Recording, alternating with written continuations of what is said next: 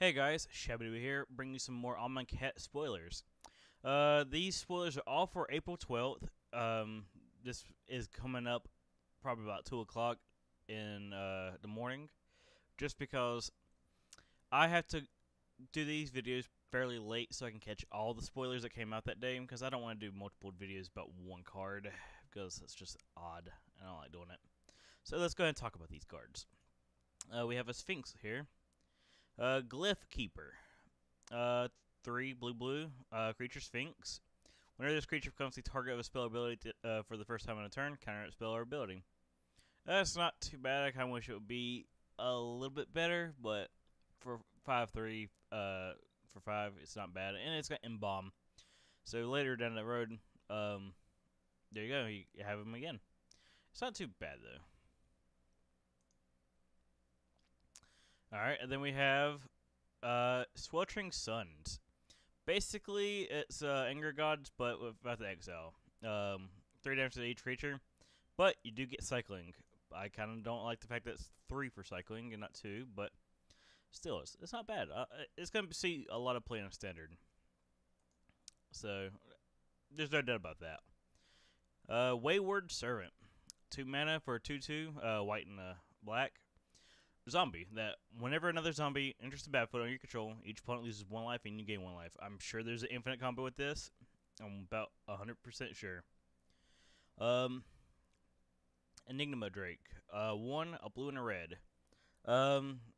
He's equal. His power is equal to the number of instants and sorceries in your graveyard, and he's a 4 toughness. He's actually pretty good. I like him quite a bit. He's going to go into some EDH decks, I know for a fact. Let me go back and tell you I did mess up on something. In my last video, I said Nissa puts 2 3/3s. That's actually 5 5s. And also something about this god here. He can actually turn creatures on to activate himself. Like he's able to pump them to make himself turn on if he actually wants to swing. Just 2 things I had to mention. And there's already a combo with this card. It was actually a infinite damage combo. It's so jank though. All right, Samut or Samut, Voice of Descent. Descent. 3 red and a green. For a legendary creature, human warrior that has flash, double strike, vigilance, and haste, and has other creatures you control have haste. And then he has a white ability that goes white, untap another target creature. This ability isn't really going to be the most useful. The thing about this card is really, really good, and EDH, and I do believe it's going to see standard play. Because of this line, the other creatures you control have haste. That's a big line. And the fact that he has double strike, that's good, and vigilance, so he could do some things. Bad things to people. I like it a lot. Alright, by force, X and red, destroy X target artifacts. This card is really good. I like this card quite a bit because it's so much better than the last batch of artifact removal that we had. It's just solid card. I like it. Vizier of Many Faces. 2 and double blue. This is actually my favorite creature type. I love shapeshifters, and I'm a big fan of them. Alright, you may have Vizier of Many Faces enter the battlefield as a copy of any creature on the battlefield, except if Vizier of the Many Faces was embalmed. The token has no mana cost, it's white, and is a zombie in addition to its other costs. And the embalm cost is 5. He's actually really good. I am definitely gonna, if I ever get my Shapeshifter deck built, he's going in it because he's solidly good. But he does have Cleric, which is kind of odd, but oh well. Gideon's Intervention, 2 and a white. I've actually not looked at this card yet, so enters the battlefield, choose a card name. Okay. Your opponents can't cast spells with the chosen card. We'll choose a name. Prevent all damage that will be dealt to you and permanents you control by sources with the chosen name. That's not too bad. I kind of wish it costed less, though, but it does do things that's really good. Very solid sideboard card. So, that's not bad. I like it. I don't know what decks I'm using it besides like just random sideboard cards against certain combo decks. Alright. Okatra's Attendant. 3 and double white. For a flying 3/3 with cycle 2. That's not bad. And Embalm. So basically, something you can do is turn 4, if you don't have anything, you can cycle this, draw a card, and then turn 5 when you have 5 mana. If you are curving out properly, you just make your 3/3 flyer, and basically you didn't really lose much besides double bird. But it gives you options. Is the best thing about this card.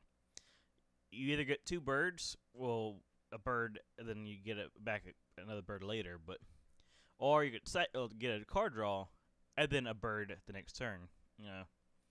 It's really good and limited. I like it. I'm not sure what it's gonna do in other formats like standard or EDH, but it might see some play somewhere else. But I'm very doubtful about that. Grasping Dunes. Oh, another desert. Adds colorless like most deserts. Sacrifice it. Put a -1/-1 counter on target creature, and you can only activate this as anytime you cast a source. That kind of sucks. It's a very bad counter producer. It's not bad. I mean, it's not like super bad, but it's not very good because it's a sorcery speed thing. If it was instant speed, I could actually see it being used in other decks, but it's not completely bad. Cradle of the Cursed. Tap for colorless, like all of them. Then we have 3 tap, sacrifice the Cradle, create a 2/2 black zombie creature token. This is actually much better than the Dunes because creatures are always going to be better than just putting a counter on a creature at sorcery speed. But yeah, that's not bad. It could have probably been cost at 2 and tap it, but that might be a little bit too good. I'm not too sure. But so far the deserts aren't too bad. They're not like amazing or anything. They don't have any standout thing except for this one right here. This actually does, like I said, there is actually a win with this card, like turn 4. It's an old card that like exiles a land and brings it back, and you can do that with the God, what's the card? The retreat, the blue retreat, and you can do it infinitely. It's actually kind of funny. All right, we got this green rare, which is Harvest Season. 200 green. Search for up to X basic land cards from your library, and then put them into the battlefield tapped. Then shuffle your library. X is equal to the number of tapped creatures you control. That's not too bad.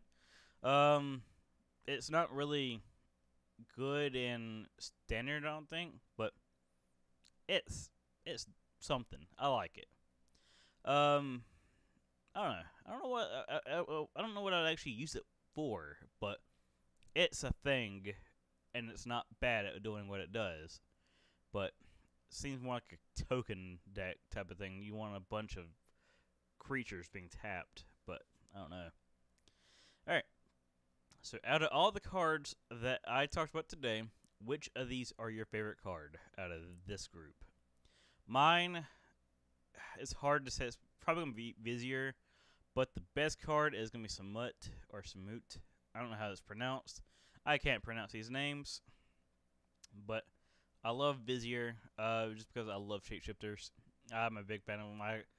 I think I've had every Shapeshifter, even the old clones. Yeah, because why not? And yeah, nothing too bad. I'm not seeing any trash cards. I mean, some of these bomb cards aren't the best, and this card isn't that good, but nothing trash though. In fact, this one's even like this one. I think we'll see play in limited, which is also kind of why it's sorcery speed and uncommon, so you don't get too many of these. Because I think they could actually make some bad interactions. I think.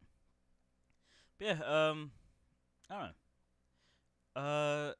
Out of all of them, though, like I said, Vizier's probably my favorite, followed by Samut, and then by force because I like artifact removal. So, alright. So, with that, I gotta say thanks for watching and have a nice day, and see you in my next video. And make sure to hit that like button and comment down below which is your favorite card.